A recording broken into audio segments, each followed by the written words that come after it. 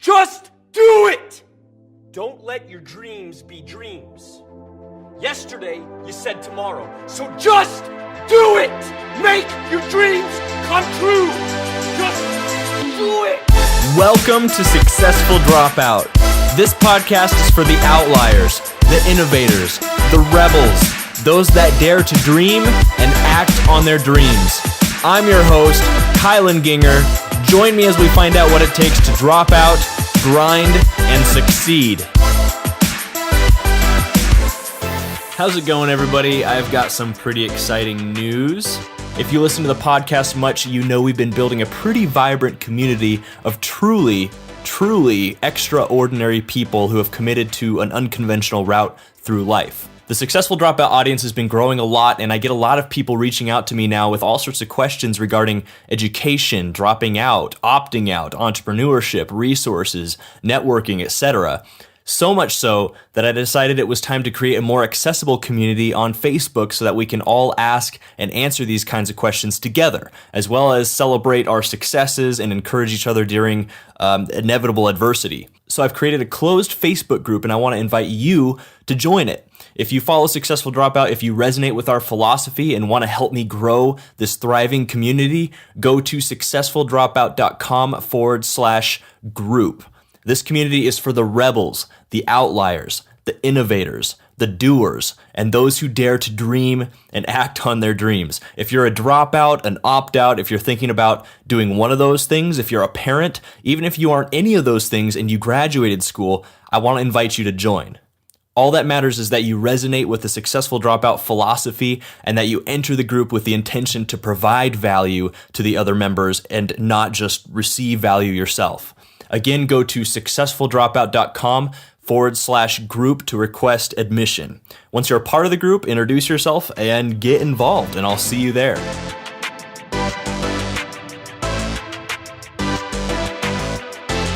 What is up, Successful Dropouts? Get stoked because today on the show we have Oliver Kenyon.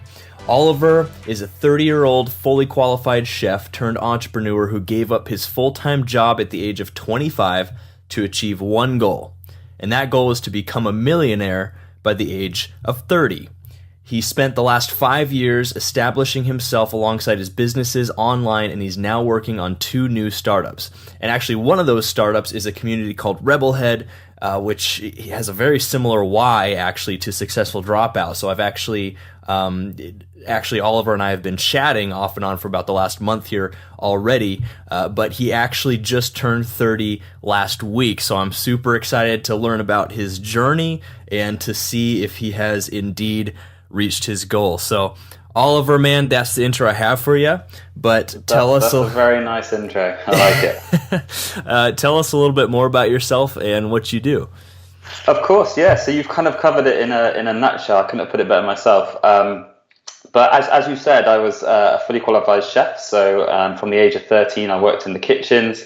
I went to college. I'm sure we'll probably touch a bit more on this sort of thing later on in the interview. But I went to college. I dropped out of school, went to college and qualified as a chef. And that was my life. I was working ridiculous hours. Any of your listeners who kind of work in the kitchens or the kind of similar industries will know that in the restaurant industry, the hours are mad. You kind of go in at 8 o'clock in the morning, you do split shifts, you finish at 3, you get 2 hours break, and you go back in till finish, which could be 1 in the morning.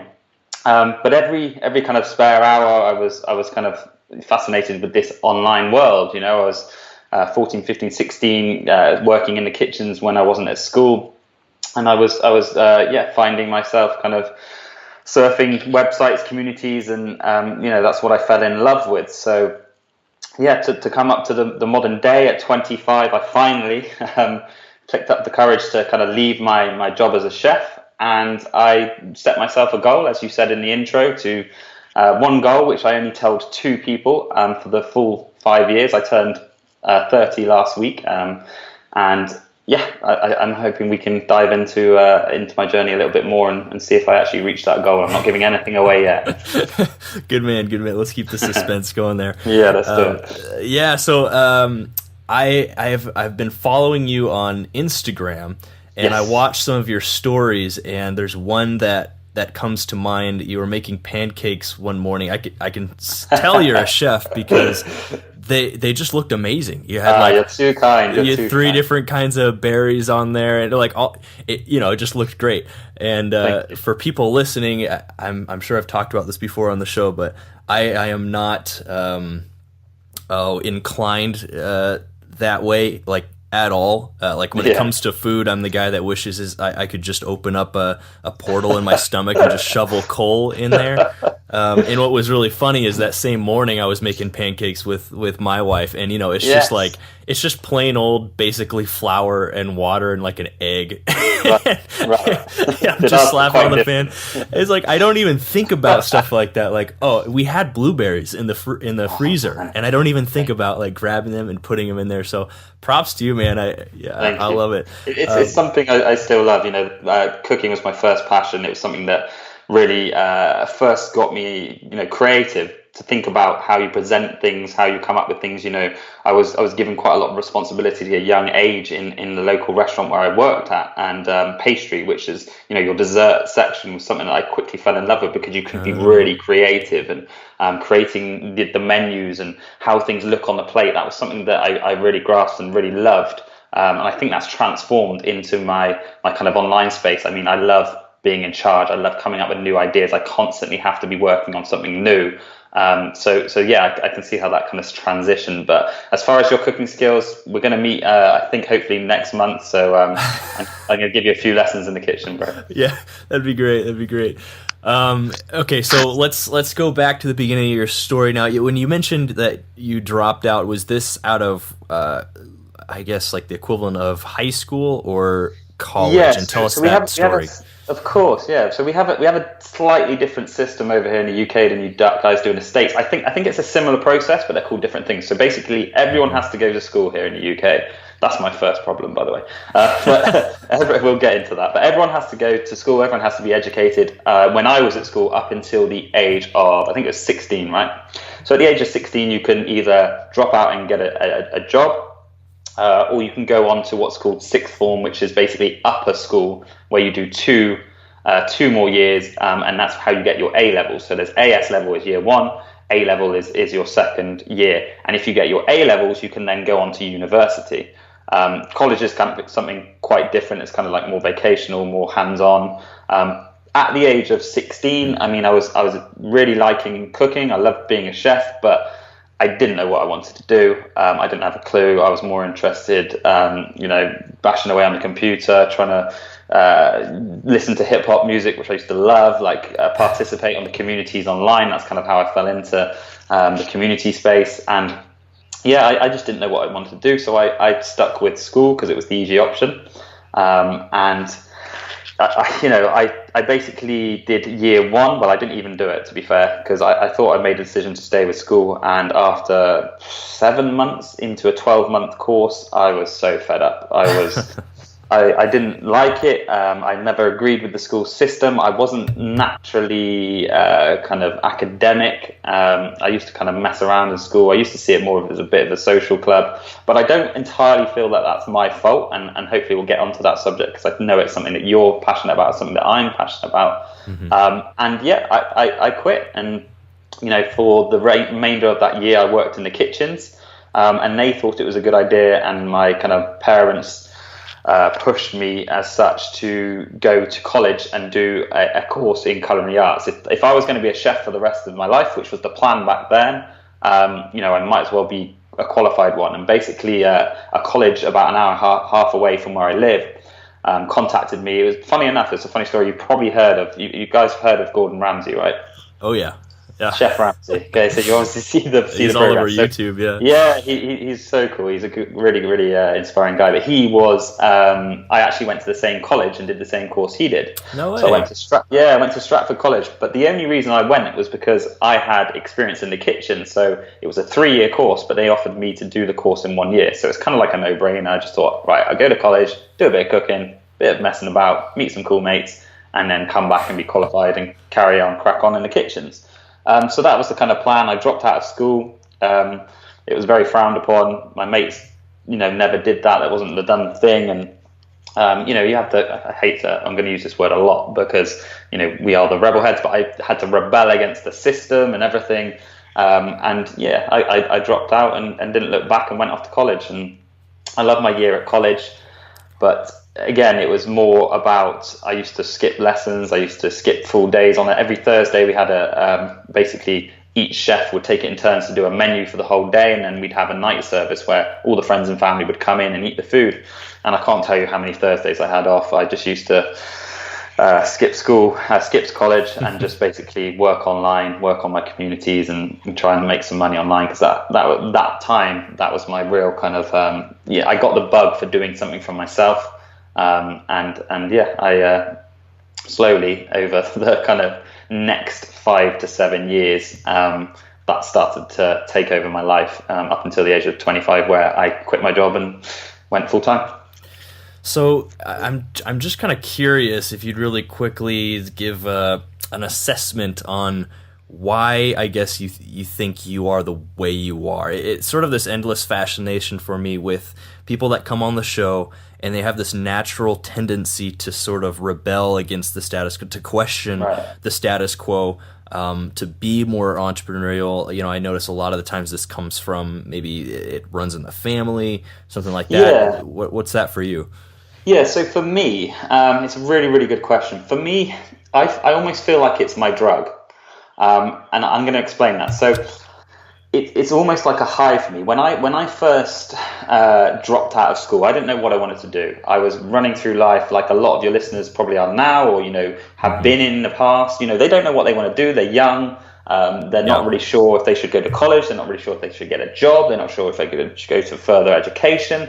And the system tells you to stay in school. The system tells you to get educated. You must go and do this. You must go to university. You're not clever if you don't do that. So I went through my whole childhood and school years not being clever. I was frowned upon. I was the kid who was the back of this class. I wasn't like naughty. I wasn't getting kicked out of schools and getting in fights and stuff. I just wasn't interested because it wasn't something that interested me and it wasn't something I was good at. I didn't sit in a maths class and science class and be like, yeah, this is amazing. Like, I'm really good at this. So I naturally messed around. And because of that, I was labeled, you're labeled, you're put in a box and you're not clever. You're not going to pass your grades. You have to pass these grades, and it wasn't a great time for me. So when I found the internet and started building these websites, and that first time, everyone can remember, and if you haven't had it, it's great, but that first time, it's so cliche, but the first time you make money for yourself, it's an amazing feeling, and that is my drug. That was my drug back then. That's what drove me, almost just saying huge, to everyone else, that my parents didn't teach me how to make this money. My school didn't teach me how to make this money. My friends don't have a clue how I'm making this money. I made this money, and that feeling for me to this day is what keeps me going and what keeps me so entrepreneurial and wanting to launch more businesses, startups, more ideas. And obviously, you can launch too many, but it was the kind of thing that made me rebellious and makes me keep going in that same fashion and saying, sticking my middle finger up to people and saying, I'm going to do it and prove you wrong. It's the feeling you get when you do prove people wrong. It's a drug. It's an addiction. I feel that it's instilled in you. And if you have that passion as you and I do, then there's no better feeling in the world. I don't feel like I go to work every day. I feel like it's what I was put here to do, and I enjoy every single day I'm working. I love that, man. Love that a lot. You mentioned something earlier. You said that you had a problem with the fact that there's this mentality that everybody has to go to school, and I'd be curious to hear you expound on that just a little bit. Of course, and this is something I'm hugely passionate about. So if I'm getting carried away, you have to say, "Look, Oliver." It's all good stuff. In interviews before, like the guys are staring at me, going, "Whoa, why did we ask this guy this question?" So again, I can't comment on the States. I don't know how it works in the States, but I'm pretty sure, and I've spoken to a lot of people to know that it's almost very similar. Mm-hmm. In the UK, everyone has to go to school. So as I mentioned, everyone has to go to school from the age of whatever it is to 16, 17. Now, throughout those school years, you're literally treated as a robot to pass certain exams. And I'm not even talking about like every exam you take. I'm talking mainly the big three. Like in England, it was all about English, maths, science. If you didn't pass those exams, you're done. you're finished. You're never going to get a job. You're never going to start a business. You're never going to be successful. You'll be you'll be living in poverty. Like, you're thick. Like, you're literally put in a box.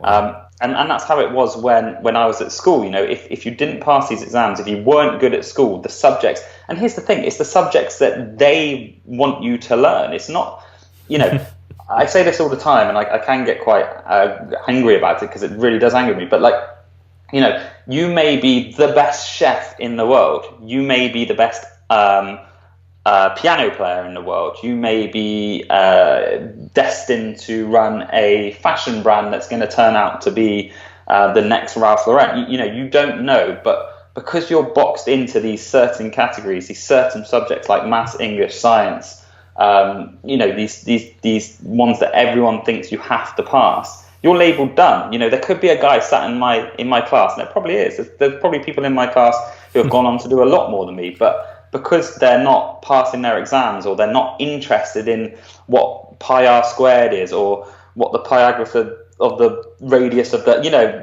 these crazy things that they keep going on. Oh, you'll need this in life. You're going to need this. Your label is done, and it's just such a backward system. And all the teachers are doing, no disrespect to them, but all they're doing is making sure that they get enough people so that they look good. They're examined as well. They have to pass the grade because they have to get people to pass these grades, and it's just such a backward system. It just needs to be reformed. It needs to be changed. People need to have the freedom to excel in what they're good at. And I think if that happens, then we'll see a lot more successful people in this world, and a lot less people living in poverty.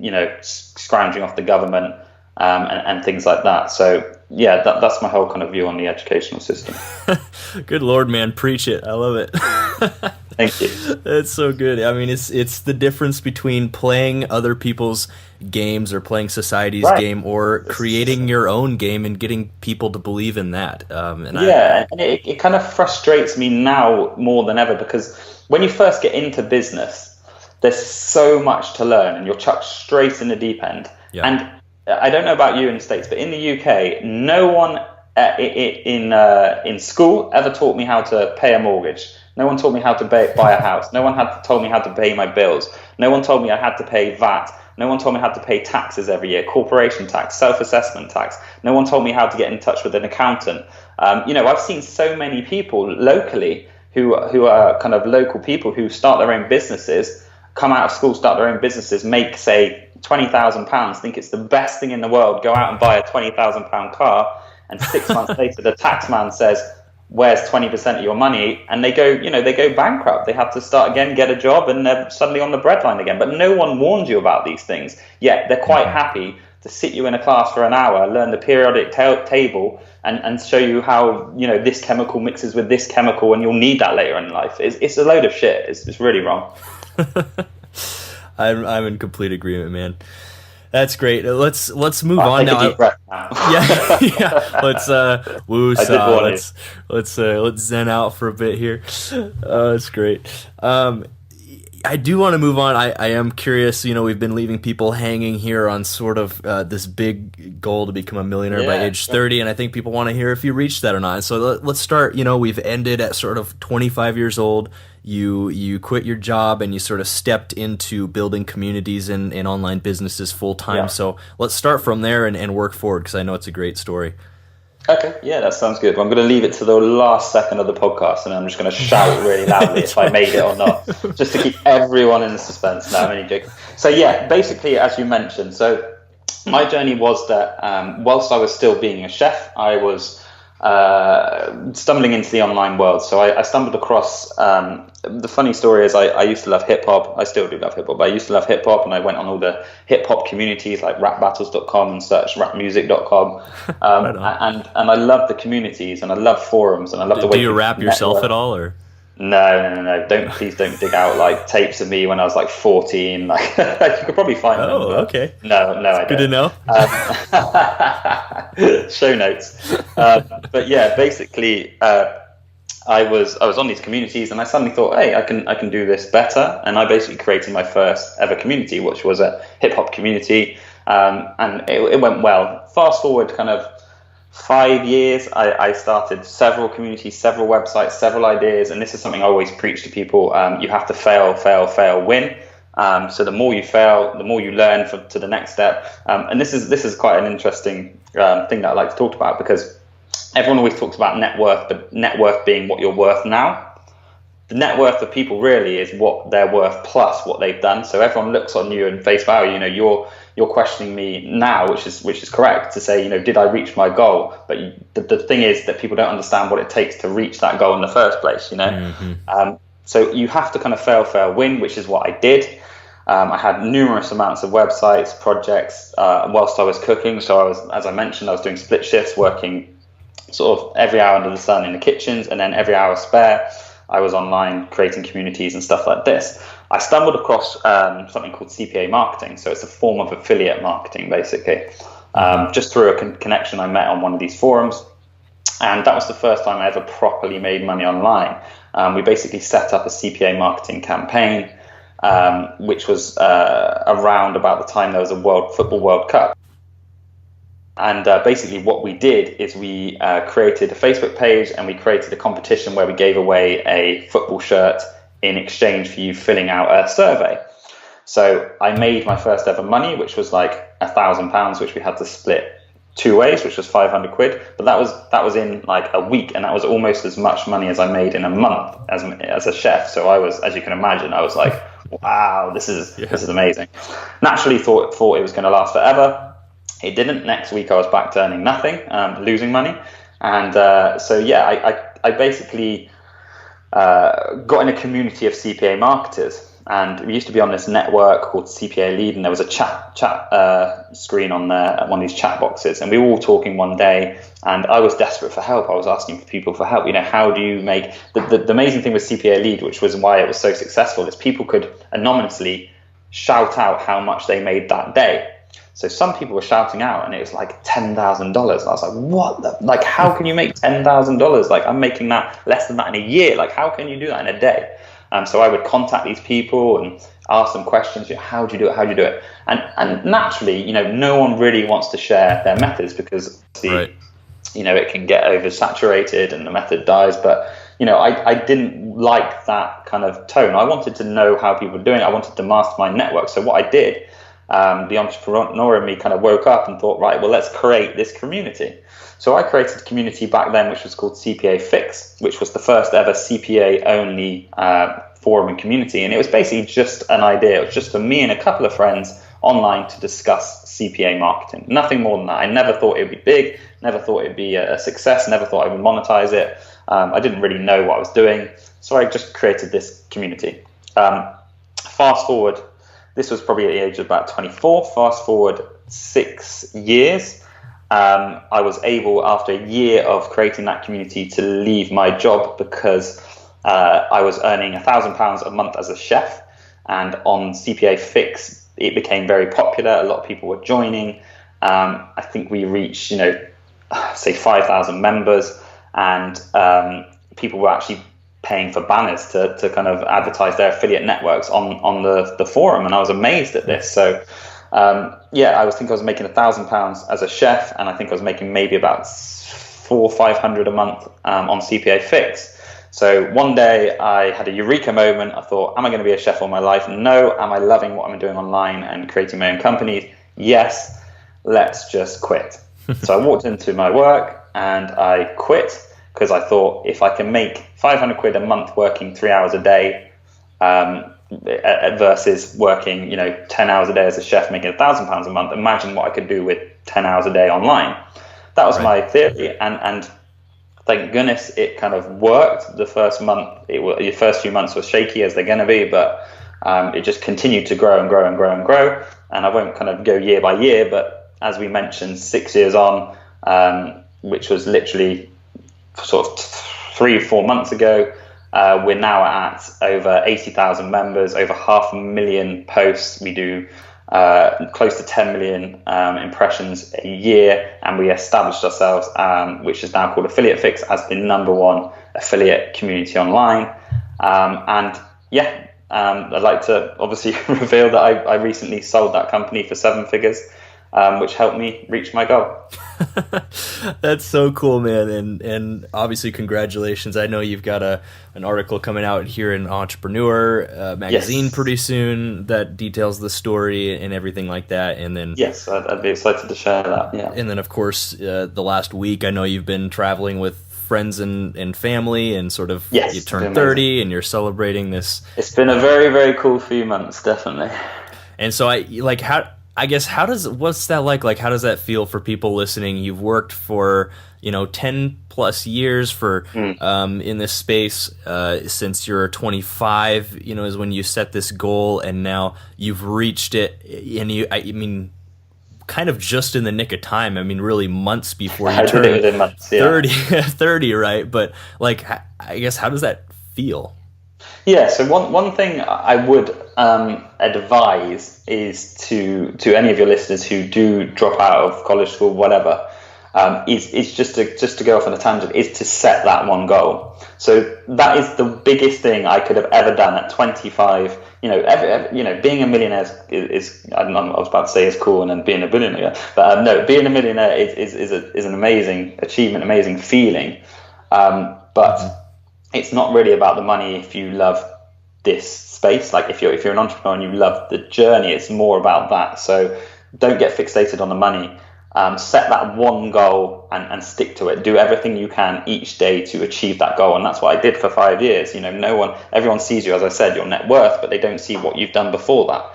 They don't see, since the age of 17, working every spare hour of the day on achieving this, and then at 25 setting that goal, and the 5 years dedicating your life to achieving it. So to be honest with you, when it happened, it was a huge relief. Obviously it's an amazing feeling. I'll definitely tell you that the kind of process of exiting it for a 7-figure deal isn't easy. It's quite a grueling experience. There's a lot of due diligence. It takes a lot longer than everyone thinks. But yeah, it was an amazing experience. And to be honest with you, the day after the deal happened, I started a new company because I just want to do it again and even bigger. So now that I'm 30, I'm setting my next big goal, which unfortunately I won't be revealing because I didn't reveal the last one. Like I said, I only told my business partner Andy and my girlfriend Josie when I was 25, and I didn't tell anyone about the deal until the day it happened, including my girlfriend Josie. No, really? That's awesome. I didn't know that. But I can't believe I kept it in, but yeah. But that's essentially what I'm talking about, is this. I feel like people, if they have a goal, like say, I want to be a millionaire, I want to make $1 million, they have this sort of feeling before they've reached it, that when they do reach it, it'll be like, okay, I'm there, I'm done now, sort of this retirement feeling. But that's obviously not the case. No, I think it depends what sort of person you are. I think if you're not an entrepreneur, if you're just a business owner who runs who wants to start a restaurant, it goes really well. Some big player comes in and says, look, we'll buy you for 7 figures. That's you done. You're satisfied. You can probably retire for 10 years, invest in some shares, stocks, property, whatever. But that's a completely different mindset and a completely different person to who I am and who a lot of your listeners may be. The first thing I wanted to do when I sold my company was to start another one and go bigger. And once I've done that and achieved that, the next thing I want to do is go bigger again. That's just the person I am. That's how I live. I could never, ever stop. I would get bored. I constantly have to be working on something new. That's just a trait that's built within me. So yeah, to be perfectly honest with you, I'm not going to go into details of how much the deal was and how much I made. I'm not, ridiculously wealthy, and all of the money I've pretty much just invested. So I've started again. So that's my kind of my take on it. It's an amazing thing. I'm definitely not undermining it, but in this day and work, in this day and in this world, it's relatively a small deal. You've got guys selling apps for 8-9 figures. So you can always look up, but it's obviously good to take some time and reflect, which I have done, and I'm very proud of what I've achieved. But I've got a whole lot more to achieve, and I'm nowhere near where I want to be yet. 100% not. Love it. Keep adding rungs to the ladder. That's it. And something else you mentioned that you might speak a little bit more to, you mentioned having that one goal, but also, and for you it was to be a millionaire, but you also mentioned, not focusing so much on the money. And I thought that was really interesting because on the show we talk a lot about one of the dangers I think that can happen from people only setting and focusing just primarily on monetary and material goals is that oftentimes they can sacrifice their quality of life and relationships just for reaching this money, essentially. And so I wonder if you could speak some to that, because I think it's very important also to set goals about like how do you want to what in 10 years, how do you want to be spending your time, and who do you want to be spending your time with are important as well. So maybe speak into that. Yeah, definitely. And I think that's all part of the journey as well. So like, I mean, that's definitely something I've changed personally, and something I encourage to others is your last point of, who do you want to be with, hanging around with. And I think, again, it's really cliche, but you are the average of the 5 people you hang around with. So don't hang around with idiots. Like, you may come out of school, and no disrespect to, people, but you come out of school and you've got this group of friends, but, one of them, and that's what they want to do, that's fine. But they might want to stay in a local town, work in a local job, and that's them for the rest of their life. If they're happy, that's great.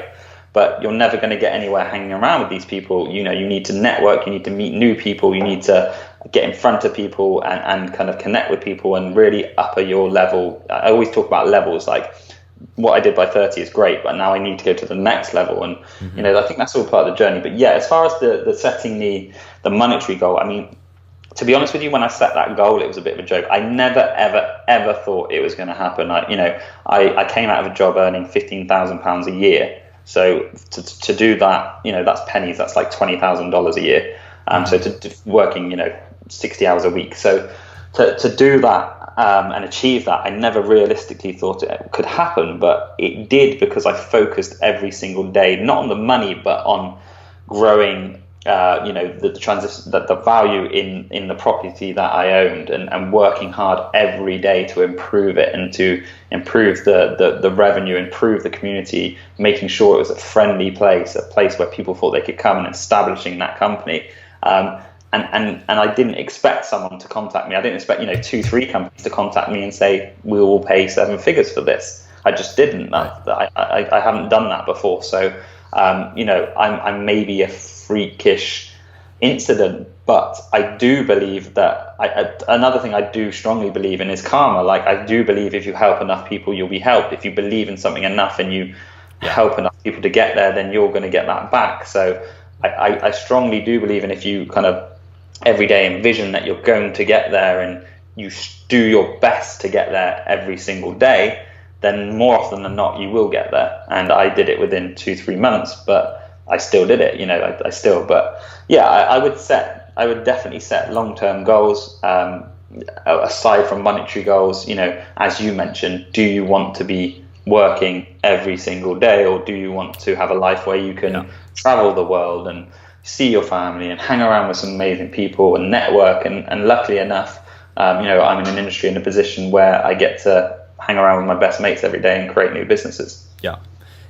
So here's a question. At what point, if there was any point, were you able to look at Affiliate Fix and be like, this thing has the potential to be a 7-figure company, or to sell this for 7 figures? Was there ever a point where you got there? And because I feel like there's sort of this, you say, you might have, and maybe you did, maybe it was just luck and you really didn't know up until the day of, but at least I know for me, and probably a lot of people listening, you're constantly measuring. If you have a goal to say make X amount of money, you're constantly measuring, like, is what I'm doing now, does it have the potential, if I put X amount of work into it 2-3 years down the road, to be worth this much? And if not, should I pivot somewhere else? Was there ever a point where you realized that, or no? Yeah, I mean, obviously the money and the figures have a lot to do with it. So when we started out, we were one, and I'll just give you a little example. So when we but when we first started selling banners, we were selling our banner space, so media space, basically, inventory. We were selling in monthly subscriptions. So companies would come and they would say, look, we'll pay X amount per month to advertise on Affiliate Fix. Right. Fine. We did that for probably first 2 years, and there's a lot of work because you have to do invoicing every month. You have to communicate with the network every month, say, do you want to renew your banner, blah, blah, blah. Now, when we became more and more established, and the sites began to grow, I made the decision to say, right, we were kind of overpopulated with people asking if they could advertise. So I was very fortunate, but I made the decision to say, okay, well, we're just going to offer now 6 months placements. So instead of 1 month at a time, you have to pay 6 months up front.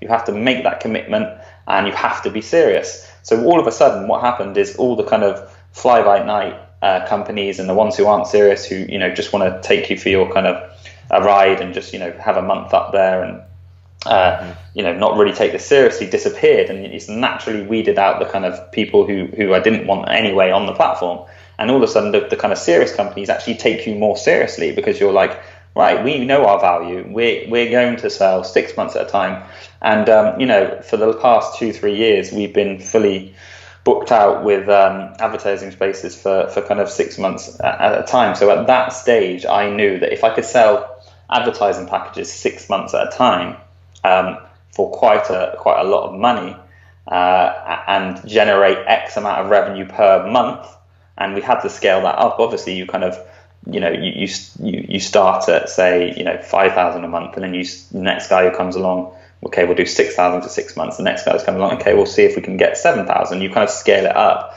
But when we started to do, the site, was making quite a lot of money a month, I thought, actually, yeah, this could be worth quite a lot of money. Yeah, like it. Another question I had is something you've mentioned in your story a couple times already, which is the fact that you, especially earlier on, you had a lot going on. You had multiple websites and stuff like that.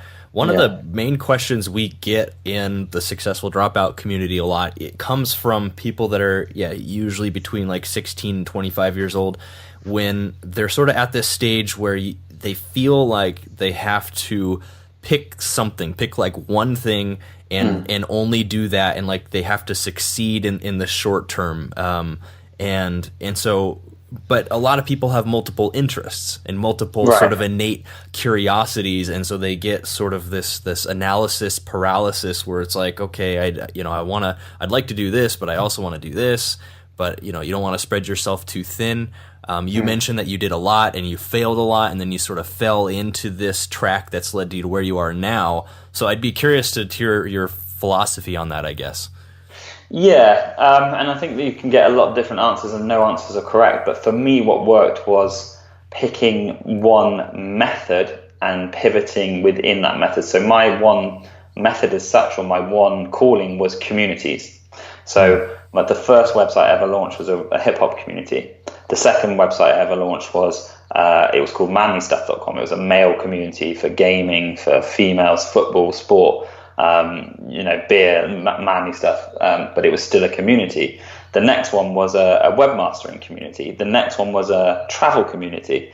Then I went on to an affiliate marketing community, and that's the one I kind of obviously eventually succeeded with. But I never steered away from that community. I learned my art, and my art was communities, and that's what I became fluent at. And each project you learn to the next one. So for people who have kind of like lots of ideas, and I do think you should focus definitely on one thing. I mean, when it comes to like marketing, if you're switching between affiliate marketing, e-commerce, pay-per-click, Facebook, SEO, then I think that is wrong. I think you have to pick one of them. So whether it's Facebook, SEO, whatever, and then you may have layered interests. So you may be a fan of music, you may be a fan of sport, you may be a fan of cooking. Okay, so let's create 3 different websites, but we just push SEO methods, really build up our rankings and master SEO as I mastered communities. And you still have that ability to pivot between your interests. So let's say, for example, you're someone who's very into Shopify and you want to sell things. Right, well, that's fine. Let's focus on Shopify, but let's have a store for guitars because we love playing the guitar. Let's have a store for fashion because we're very passionate about fashion. But let's master the whole industry of Shopify and creating stores. So yeah, I do feel like you should pivot because, I'm someone who's guilty because I always want to be doing something new, but I don't feel you should pivot from your kind of calling, your one thing that you should home in on. You shouldn't, just skip between all these different, because there's so much out there. There's so many different ways of making money. Pick one and then you can pivot within that. Yeah, I like that. I think that's a good point. And so that was, you listed off, was that 6 or 7 different kinds of communities that you've even more, to be honest, but yeah. I love it. So that is clearly your craft. Yeah, that's great. So the next question I have for you, Oliver, is it would be interesting. I know you mentioned that you've failed a lot, and that's all part of, failure is just sort of, at least if you can learn to it, it's just the stepping stones, if you will, to success. What, out of all of your entrepreneurial experience, what would you consider to be your worst entrepreneurial moment? What's that story, and what did you learn from that? I'm sure there's a few, but there is, and this story is I love this story. I get asked this question quite a bit, and it's quite a funny story because it's very ironic. So the first thing I have to mention when I tell you this story is my biggest fear in life, and the biggest thing that's holding me back, and something I don't do, is I'm petrified of flying. So I don't fly. I don't really? I don't step a foot on a plane. I mean, I travel a lot around Europe. We just finished 2 months traveling around Europe with my partner, and it was amazing. But I'm not ashamed to admit it. I don't fly. I've always been petrified, and I hate it.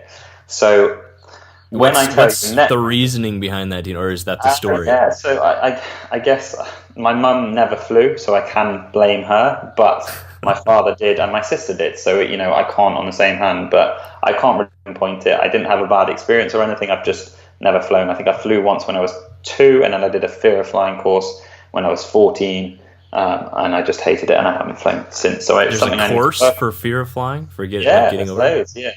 Really? Yeah, so it's something I really need to work on. But if we had this conversation 10 years ago, I couldn't even talk to you about it. I was like, I hated it so much and just used to shut people away. But anyway, let's get to the point. So I've just told you I have a huge fear of flying. So when I tell you that I co-launched airline.com, it's probably not the best fit. So basically I met a really good friend of mine. He's a great guy, and I'm not going to mention names, but he owned the domain airline.com. We set up in business together to launch Shock Horror, a airline community, basically a community all about airlines, travel and stuff like that.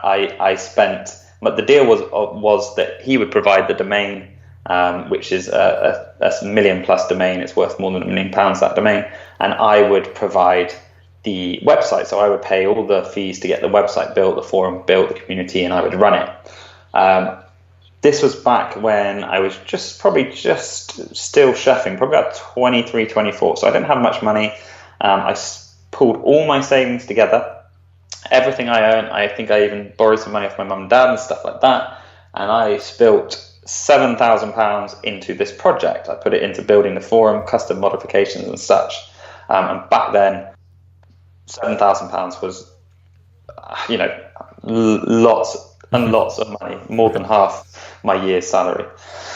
So I put £7,000 into this community, built it, and it went really well. It gets lots of natural type-in traffic, so that basically means that people naturally just go to airline.com because they think that it's going to be about airlines and booking tickets. So, got loads of type-in traffic, did really, really well. But the hardest thing was that because my friend owned quite a large marketing company who had a lot of properties, I had to work with his GM, his general manager, his guy underneath him, basically. And the long story short is his GM turned out to be an absolute asshole. So he was a horrible guy. He let me have in the contracts we signed was that I had full control over everything. I had full control over what to put on the website, what plugins to add, what direction to take. And the guy was basically just a drop's worth. And because I was young and because I was, somewhat deemed, relatively ambitious and kind of successful by his manager, I think he didn't like it. He didn't like the fact that I was younger than him, telling him what to do and telling him what we were going to do with this project. So he basically took aim at me, and everything he could fire at me, he did. And he basically shut me down on everything I wanted to do. He gave me no control, where it almost was impossible to run that project. And it was one of the hardest decisions I've ever made. I had to pick up the phone and just say, I'm out. Kiss goodbye to my 7,000, which was a lot of money to me back then. Still is a lot of money.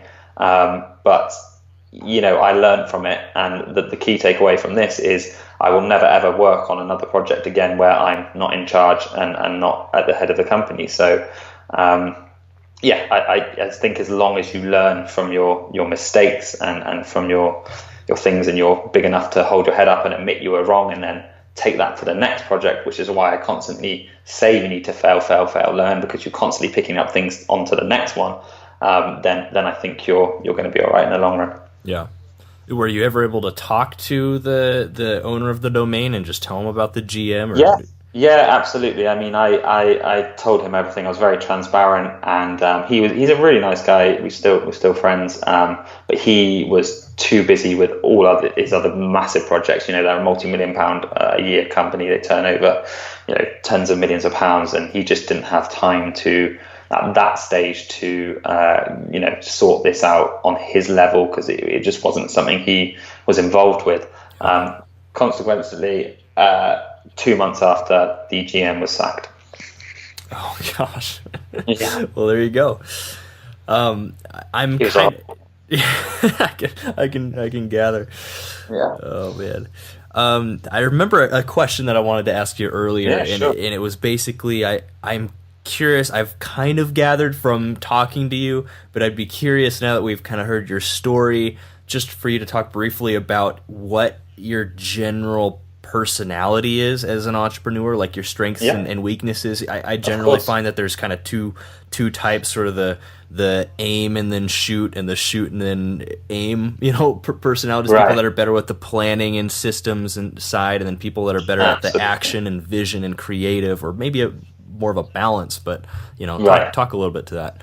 Yeah, and I totally agree with you, and that's why I'm so lucky to have the business partner I do today, because he's the complete opposite. So one of us is one of those things you said, and one of us is the other. And I think you can probably gather that I'm the kind of shoot and aim guy. I'm the guy who takes action. I'm the person who has to kind of, and not, people think that if you say you want to be in charge, or you want to be at the head of a company, or I hate the job roles, but CEO, manager, director, whatever.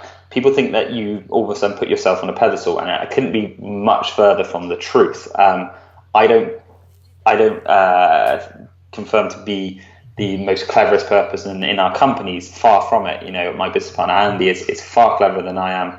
He's got much more clue of what's going on day to day. But I just have to play to my strengths, and that's why both of my business partners know that I have to be that guy. I have to be the guy who's telling people what to do, planning things, taking massive action, because that's what I'm very good at. That's all I've ever done all my life.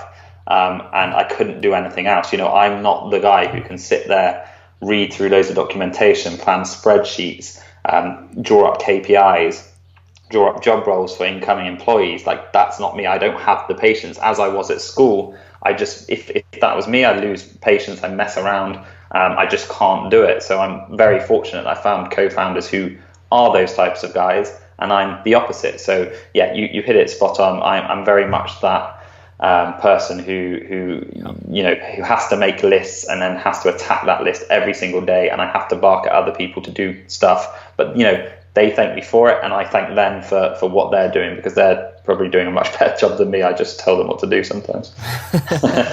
Love it, man. Well, Oliver, we're getting to the end of our time here. I've got 2 questions left for you that I ask every single one of our guests that does come on the show. And the first one is just, what parting advice do you have for any of our listeners who are thinking of dropping out to, let's say, to be an entrepreneur, but they haven't quite made that step yet? Just some parting advice. So to start with, something I mentioned earlier, if you're thinking and you're already doing something, so I would always advise personally trying to build up a side hustle whilst you're earning income. No one wants you to quit your work, be homeless. That's personally, I know a lot of people say that's the way you should do it, throw yourself in a deep end. from personal experience and from people I've mentored and people I've advised and people who advise me, I don't think that's the way to do it. I think you should always build up something on your heart, on the side. And if people complain there's not enough hours in a day, don't sleep. It's that simple. You know, I had to work 12 hours shifts a day and I still had time to put in, 3-4 hours on my side hustle. I failed and failed and failed till I was 25. That's 10 years of failure, but I still, made it. So I would definitely advise doing something on the side until you earn some income from that thing on the side, and then look at the bigger picture. So like I did, when I was 25, I sat there and I had a word with myself and I said, I'm 25. Do I want to be working as a chef for 15 grand a year for the rest of my life? Or do I want to take this leap now where I'm earning, just under half my monthly wage, but for far fewer of the hours, and have a go at this and take that leap? So, I just thought at that time, life's too short. I'm still young. That's the other thing. Most of your listeners are so young. Like, you've still got years. I read a book this week, and it came up in the book that most successful people are successful in their 40s. The people who have sold the companies for the most money are males in their 40s. So you've got so many years ahead of you. Most of your listeners probably got 20 years to get it right. Yeah. And that's the beauty of it. Like, what's the worst thing that's going to happen if you drop out? Okay, you fail, you go get a job, and then you go do it again. But to summarize, I would always have a kind of a job and then a side thing. And once that thing makes money and shows some promise, sit down with yourself and think, right, if I'm working 10 hours a day on my full-time job and I'm earning X amount of money, and I'm working 3 hours a day on my part-time hustle and earning a bit of money, what do you think will happen if I actually work 10 hours a day on my part-time hustle? And that's the mantra you kind of have to have, and that's how you have to think.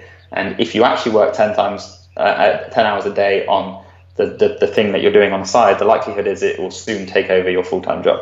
Yeah, that's great, man. I love that. And there's an analogy I give on the podcast all the time, and it's about when it comes to people that think they don't have time to pursue, say, multiple things in life and they have to pick between one or the other, there's an analogy of a donkey actually that's standing halfway between water and hay, and it can't decide whether it's thirsty to go over and drink the water or whether it's hungry to go over and eat the hay, and so it just stands there and eventually dies of both hunger and thirst without realizing it can go eat the hay and then go drink the water. And I think it's a great analogy for what you just talked about. So that's fantastic. And the last question I have is any parting advice for our listeners who have already dropped out and who are already on their entrepreneurial journey?